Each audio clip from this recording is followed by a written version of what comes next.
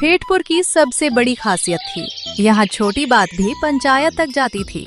अगर किसी की भैंस ज्यादा दूध दे दे तो शक होता, कुछ तो गड़बड़ है।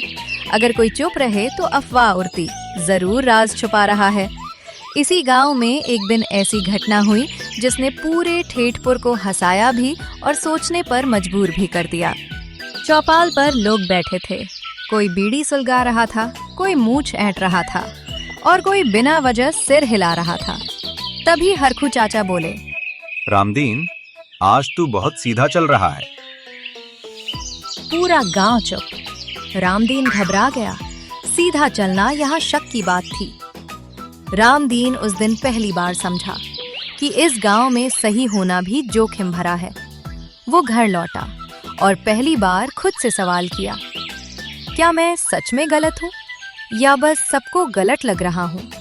यहीं से शुरू होती है ठेठपुर की सबसे मजेदार, सबसे सीख देने वाली कहानी। ठेठपुर में जब कोई बात उठती थी तो वो बात नहीं रहती थी, वो बीज बन जाती थी और अफवाह उस बीज को इतनी तेजी से सींचती थी कि सच बेचारा जड़ ही नहीं जमा पाता। रामदीन के सीधा चलने वाली बात अभी चौपाल की धूल में ही थी कि गांव की हवा ने उसे हर घर तक पहुंचा दिया। कोई कह रहा था रामदीन ने जरूर कुछ गलत किया है, कोई बोल रहा था इतना सीधा आदमी अचानक सीधा कैसे, और कोई बिना कुछ जाने सिर्फ सिर हिलाकर मान रहा था, हाँ बात में तो दम है। रामदीन घर पहुंचा तो उसकी पत्नी ने बिना पूछे कहा, आज पूरे गांव में तुम्हारी चाल की चर्चा है। रामदीन घबरा गया। उसे लगा शायद उसकी चाल में वाकई कुछ गड़बड़ हो गई है। वो जमीन पर बैठ गया और चुपचाप अपनी एड़ी देखने लगा, जैसे जवाब वहीं लिखा हो। रामदीन कोई चोर नहीं था, ना चालाक ना चालबाज। उसकी सबसे बड़ी गलती यही थी कि वो सोचता बहुत था और बोलता बहुत कम, और ठेठपुर में जो कम बोलता था वही सबसे ज्यादा संदिग्ध माना जाता था। अगली सुबह गांव में अजीब सी हलचल थी। दूध वाले ने दूध कम दिया तो बोला, आज मन भारी है। किसान ने हल चलाते हुए 2 बार पीछे देखा, जैसे कोई उसका पीछा कर रहा हो, और बच्चे भी रामदीन के सामने से धीरे धीरे निकलने लगे। अब हालत ये थी कि रामदीन अगर खास देता तो लोग समझते जरूर कोई राज अटका है। अगर वो हंस देता तो अफवाह उड़ती, देखो पकड़ में आने से पहले हंस रहा है। रामदीन को पहली बार अपनी सादगी भारी पड़ रही थी। दोपहर होते होते हरखू चाचा खुद रामदीन के दरवाजे पहुंच गए। रामदीन, पंचायत बैठानी पड़ेगी। रामदीन का दिल बैठ गया। पंचायत मतलब पूरे गांव की नजर, और हर नजर में सवाल। रामदीन उस रात सो नहीं पाया, चारपाई पर करवटें बदलता रहा। उसे याद आने लगी उसकी माँ की कही एक बात, बेटा ज्यादा साफ पानी भी आईना बन जाता है। उस दिन उसे समझ आया कि शायद वो बहुत साफ। अगले दिन चौपाल भरी हुई थी, कोई बोलने नहीं आया था, सब सुनने आए थे। हरखू चाचा ने खास कर बैठक शुरू की। रामदीन पर कोई इल्जाम नहीं है।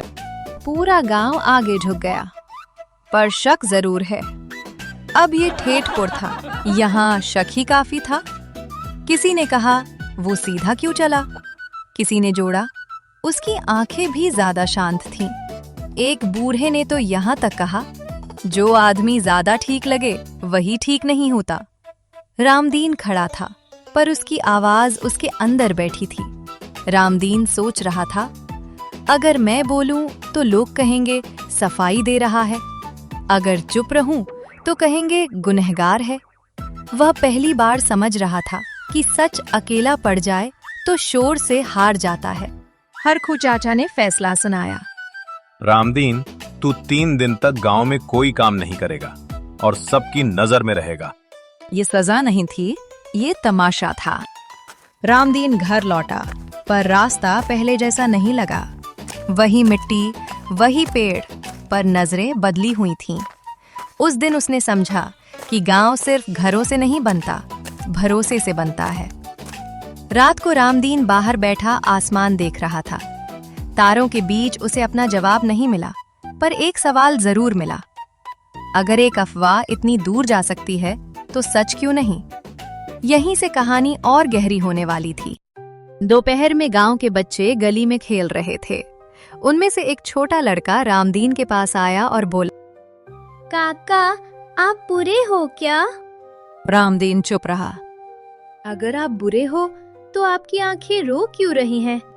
रामदीन की आंखें भर आईं। बच्चे चले गए पर सवाल छोड़ गए। तीसरे दिन फिर पंचायत बुलाई गई। हरखू चाचा की आवाज इस बार भी भारी थी, पर मन उतना मजबूत नहीं। हरखू चाचा सोच रहे थे, अगर रामदीन गलत है तो सबूत कहाँ है? और फिर अगला सवाल, और अगर सही है तो हम इतने दिन क्या करते रहे? ये सवाल उनकी मूंछों से भी भारी था। बैठक शुरू होने ही वाली थी कि गांव में शोर मच गया। अरे ओ, गांव की सरकारी घंटी कौन ले गया? वही घंटी जो पंचायत बुलाने के लिए बजाई जाती थी। सबकी नजर एक दूसरे पर गई और फिर रामदीन पर।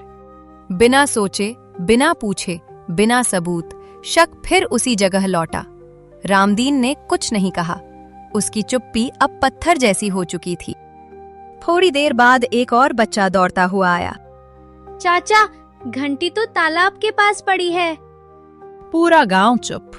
कोई हंसा नहीं, कोई बोला नहीं, क्योंकि अब हंसी भी सवाल बन गई थी। हरखू चाचा ने धीरे से आंखें उठाईं। पहली बार उनकी आवाज में कड़क नहीं थी। हरखू चाचा, गांव वालों, आज सवाल रामदीन का नहीं है, आज सवाल हमारा है। भीड़ में हलचल हुई। ये वाक्य ठेठपुर के लिए नया था।